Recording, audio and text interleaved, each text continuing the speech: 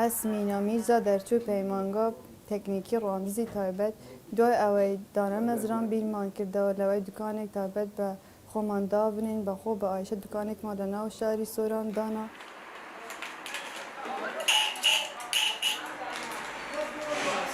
بونکان من هموی مارکنه 4 سال هم کار دکن هر بونه کدی تایبتی خوی هیا با اوی مشتری زارک بیت دوباره کسردان من بکده و کدی خوی بینی تو بتوانی همان بونی بودا بینی. او 13,000 مدنی بی زیاد بره. و 17,000 گویتر و 25 سال و 30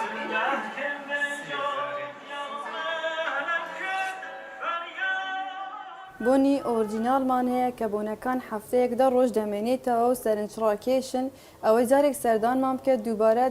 بدلنیای دی تا و لامان بونکان دباتا. نرخکشی گنجا سعرکی ل $50 و دست بیده که تا $100.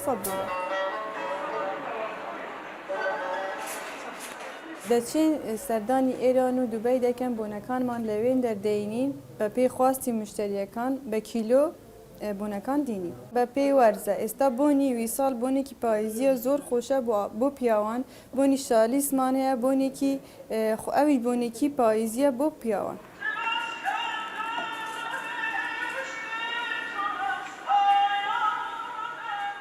بونی عشق زایدن دو 4 بونه تکل کرا بونی کی خوش سوکه بو هر دوکان ده بو پیاو و آفرتان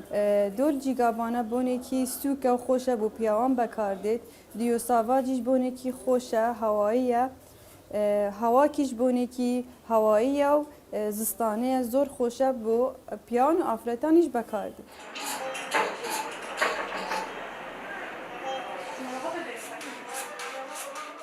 او بونه گیراوی دستی خومه نان لینا کتانی شارکم که تایبت به کتانی شاری سوران که زوربه کتکان حزیان لیو دین دوباره دی بنا والله ایما